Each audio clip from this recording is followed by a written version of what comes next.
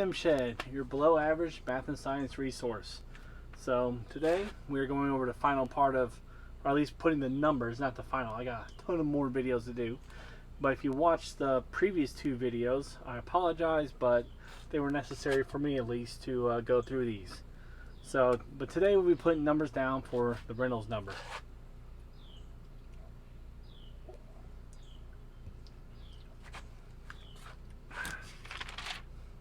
Alright, with the Reynolds number explained, we can move on to some plug and chug, sort of. Now, warning, do not take these results as a yes or no to your COVID precaution decisions. This is just a piece of the puzzle. If it were this easy, we'd be done already. Because there'd be other scientists making way more money than me, who are much smarter than me, who would have figured this out. They would say, hey, we got this number, we're good to go. Now, I discussed earlier turbulent and laminar flow and being important to be shown later, but turbulent flow causes more shear stress on the walls of, in this case, the trachea, which can dislodge infected cells. So again, remember, the COVID is not floating around in a vacuum in your lungs. They are attached to something. So let's start with the air that one inhales and exhales. So one thing to keep in mind, remember, when you are in this air right here, it's mostly nitrogen, non-reactive nitrogen, heavy nitrogen. In fact, if your parents are, let's say, wealthier, or if you are a wealthier person, you probably put nitrogen in your Mercedes or BMW or G-Wagon or whatever that you drive, because it doesn't deflate, and that has to do with the fact that nitrogen molecules are bigger than oxygen molecules, even though they're different on the periodic table. They take up more, and it's hard to get through the polymers of the rubber and everything. Another conversation. But here's what we do have. First thing I did is when we got properties. Oh yeah, the Reynolds number. So the Reynolds number, which we went over before, density, velocity of the fluid, diameter of the pipe, dynamic viscosity, which we've broken down a little bit more. And we can have velocity of the fluid, diameter of the pipe, over the kinematic viscosity. The good news is, for air, all this is already here. So you got dynamic viscosity, which we're not going to be using, but it's here. It's 1.895 times 10 to the negative fifth kilograms per meter second. Density, which we do need, 1.145 kilograms per meter cubed. Anyone who's taking an intro chemistry class understands this. And then you have nu, Greek letter nu, which is your kinematic viscosity, 1.655 times 10 to the negative fifth meters squared per second. Where's my source for this? engineersedge.com, all one word. They actually, I really like the chart they have laid out for it. I ended up printing a page off, and it's been wonderful because it gives you, and on top of this, I'm doing my air properties at 35 degrees centigrade or Celsius, which is about 95 degrees, which I gave as an estimate for. Yeah, here we go. Here's the chart that I got, which is where I got my estimate from, because I'm like, that's closest to where our body temperatures are, 95, 100 degrees. I figured that was a good number. So that's the first thing we went over. Now, one good question is, how fast do we breathe or sneeze? So,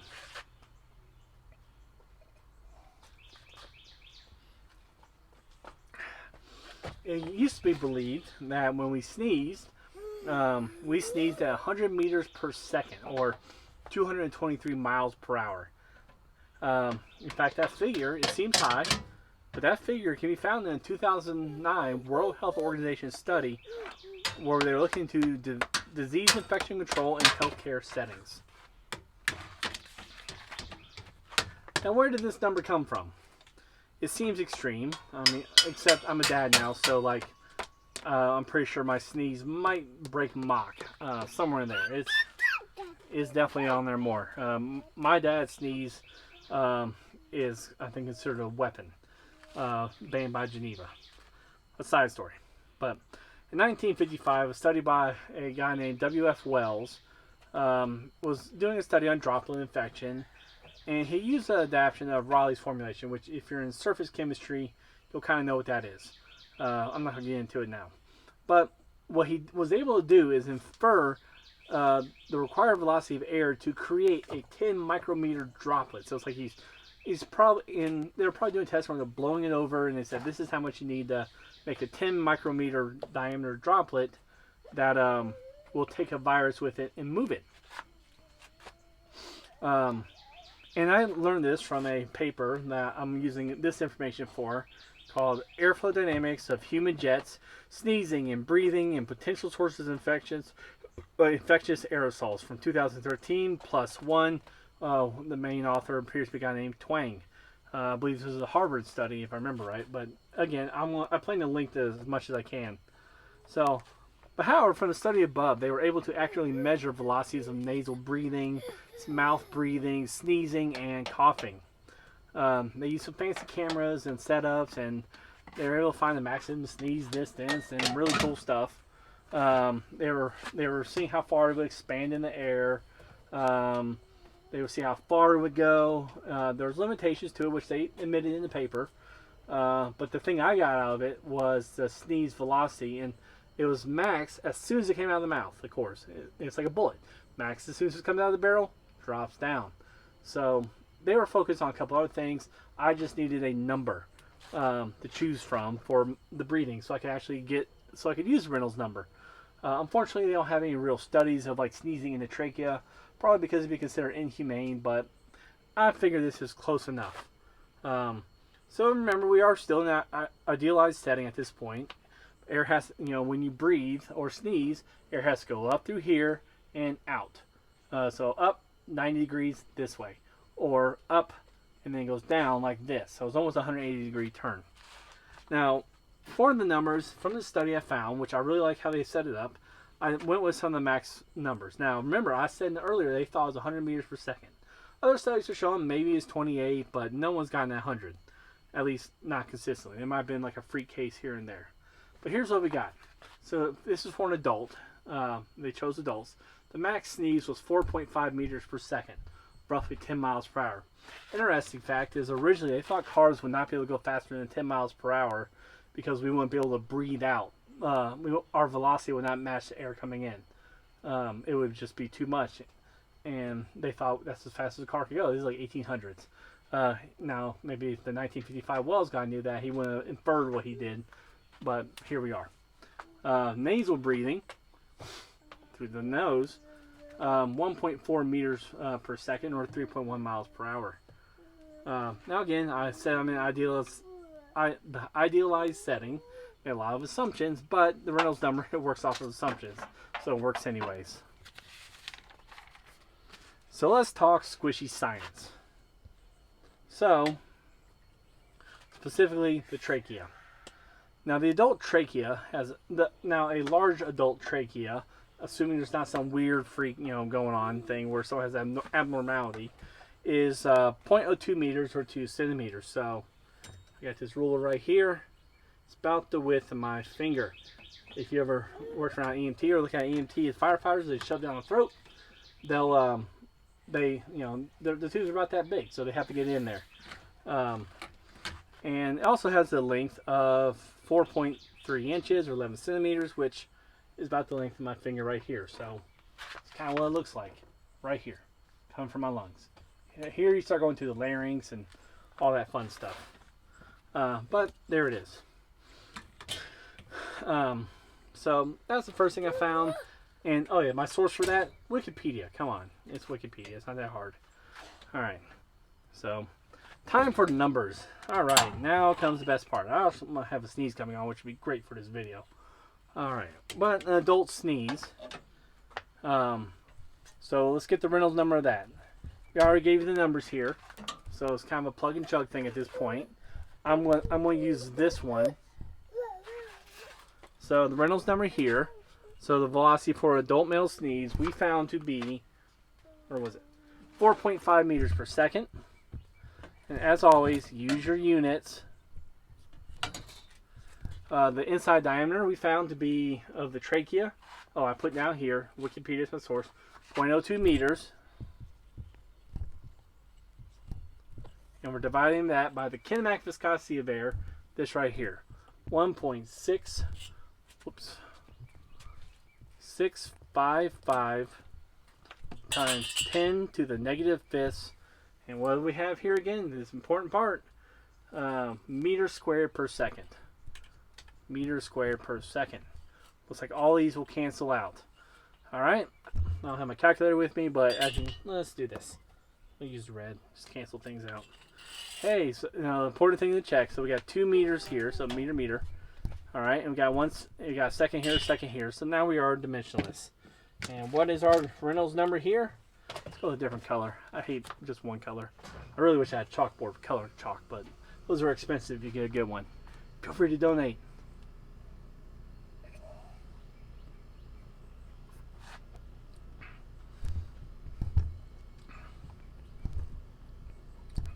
That gives you a Reynolds number of 5438. I remember in a previous video, 4,000 plus, so RE 4,000 plus is turbulent.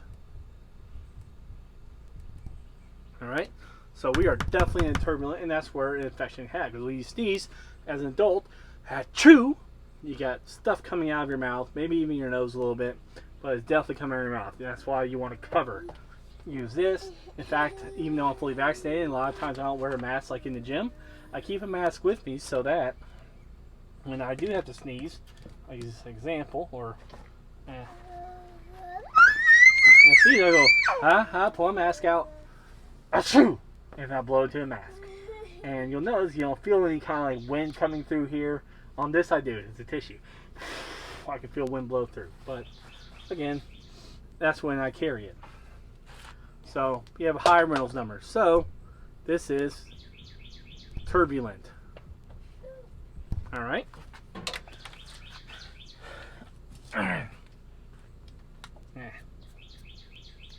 Next up. Alright, nasal breathing. Let's do that. Alright, same thing.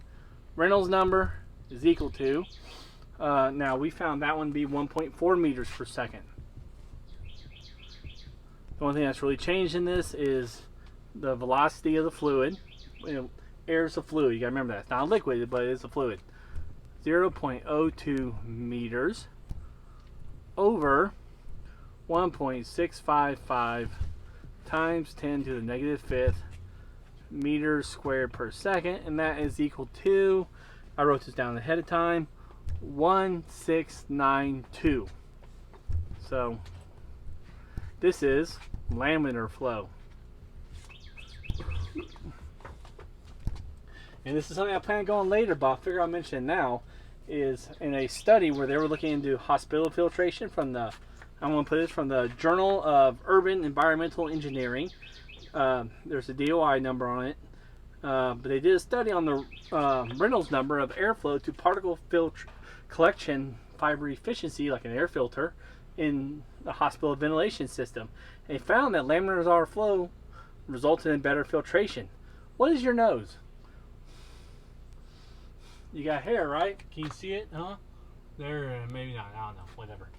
But that's your filtration right there. It goes through here, and if you're breathing through your nose and you have COVID, any COVID going there should hopefully hit this and stick. If it's turbulent, it actually would more of it would actually come out, like such as in a sneeze. Again, cover. So here we got laminar flow. But what about a kindergartner? All right. So kindergartners, they're small, they're little, but I don't know how fast they sneeze. They haven't done studies with them because it's probably cruel to throw pepper in a kindergartner's face and see how fast they sneeze in the camera.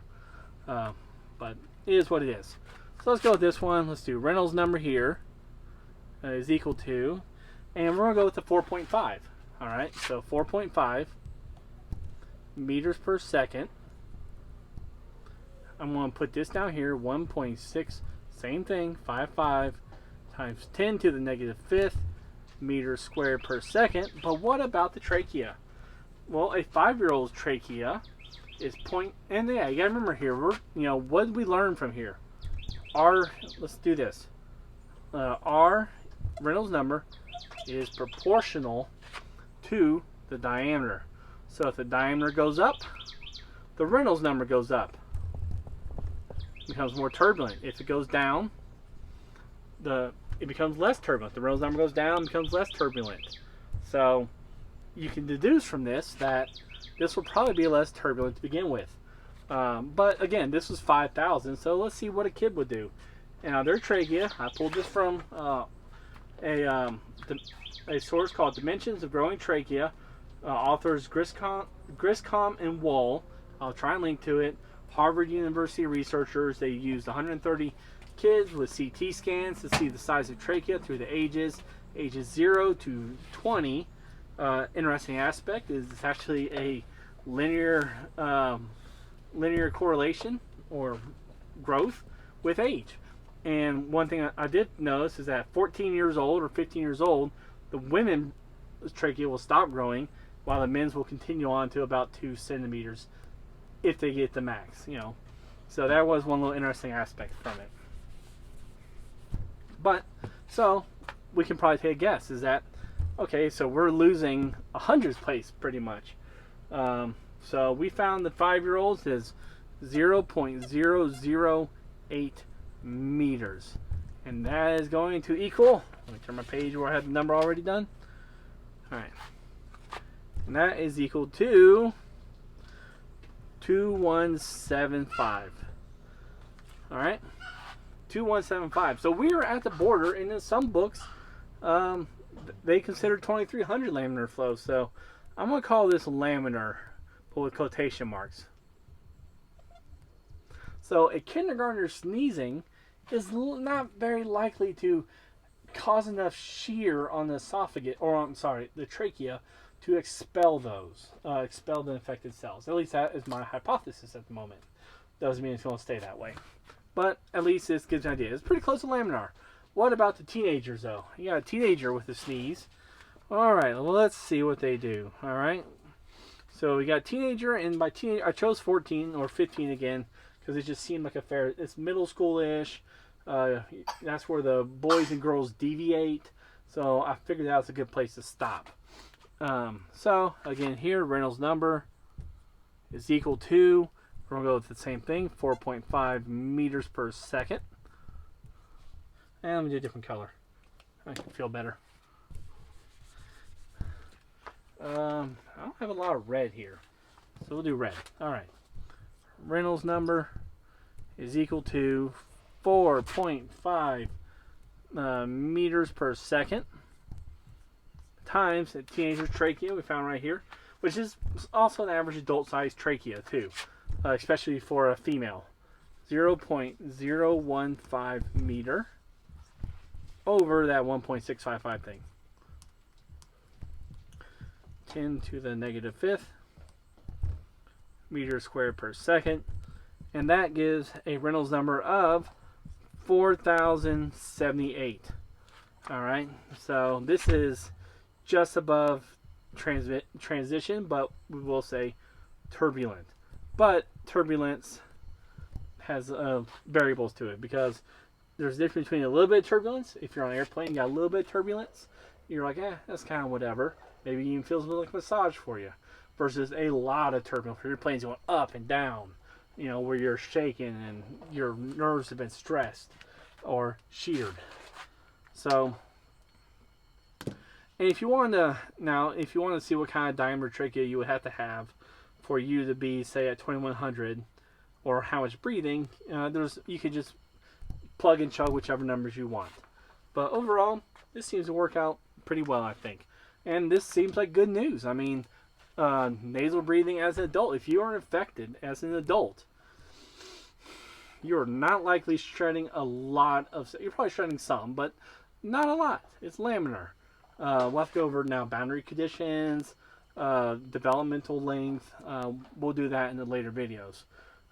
For a kindergartner sneeze, that's pretty encouraging right there. So if they're normally breathing, they're probably really good. And this 4.5 is probably a lot for a kindergartner. But I don't know, so I just went with it. Teenagers, hit or miss. They're kind of in the lower area, but they are still lower than an adult with 5,000. Like a big, large male would definitely be more at risk of catching it. And that's only counting the spread part. That's not counting the other person catching it and coming back with it. So, I hope this was helpful.